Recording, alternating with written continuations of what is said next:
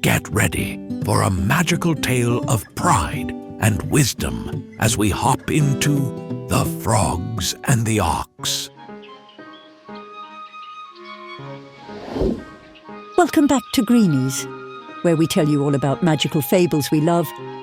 They teach us all valuable lessons we take with us for life. Have you ever seen something so impressive that you wished you could be just like it? Oh, Lillian! I once tried to grow my mustache as big as a walrus's, but it didn't end well. I bet this little frog has a similar tale to tell. Let's hop into the story of The Frog and the Ox and see what happens when a small dream gets too big.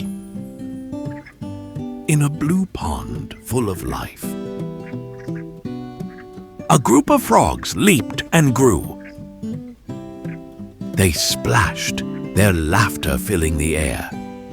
Wild and free, happy in their simple world. Carefree lives, each day a new adventure.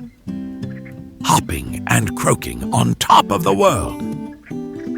They lived without care, content with their lot. The pond was home, where they shared all. One day, an enormous ox wandered by, startling every frog in the pond. He drank, barely noticing the tiny frogs. The frogs stared in awe at his massive frame. "How big he is," one frog whispered, amazed. "Magnificent! So strong!" another exclaimed. They couldn't stop talking, eyes wide with wonder, gazing at the ox, wishing they were like him. One little frog felt something change inside, joy turning to envy and pride. "If only I were as big as that ox," he thought. "Then all would notice me, I'd be the best."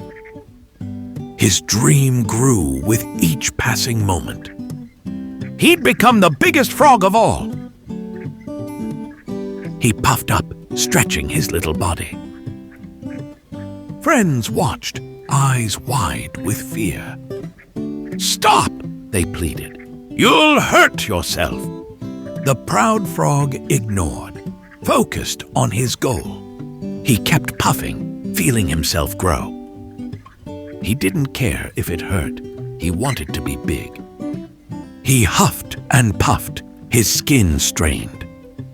Friends begged him to stop, but words fell on deaf ears. "I'll show them," he thought. "I'll be the greatest." His heart swelled with pride, matching his body. Friends were frantic, warning him repeatedly. Pride clouded judgment. He wouldn't listen. He grew and grew, pushing to the limit. Warnings were useless. He was too far gone. "Please stop," they cried. "You're going too far." The proud frog only thought of being a star. A wise old frog emerged from the reeds, eyes full of wisdom, voice calm but firm. "Young one, listen and stop this madness. You needn't be biggest to be special." The proud frog hesitated, doubt in his eyes. The older frog spoke, his voice ringing true. "I was once like you," the wise frog said, "trying to be bigger, thinking it made me important. I learned the hard way, ego can be dangerous. True happiness comes from within, not the way we look. Be proud of who you are, as you are. Don't let vanity lead you down a dark path." The young frog felt his pride begin to fade. His friends' concerned faces filled his thoughts. Slowly, he let go, his body shrinking down. He saw the truth, feeling relieved. He stopped trying to be something he wasn't and hopped back to friends, where he belonged. "I understand now," he said with a smile. "I'm happiest being just me." The wise frog nodded, proud of the young one. The young frog saw clearly, his mind at peace. I'll never try to be something I'm not, he vowed. I'm happy as I am, he told his friends.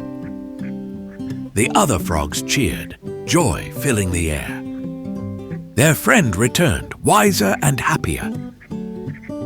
Together they lived, content and carefree, in their little pond, just as it should be. The proud frog learned, as did all the others, to appreciate who they were each day. No more wishing to be something else. The proud frog cherished all he had. The pond was peaceful, life as it should be. They lived in harmony, happy being frogs. So, in the end, the young frog discovered that trying to be something you're not can lead to trouble. Exactly. This story reminds us to be happy with who we are and not let envy puff us up too much or lead us astray. Thank you for listening to today's wonderful fable about the frog and the ox. We can't wait for next time.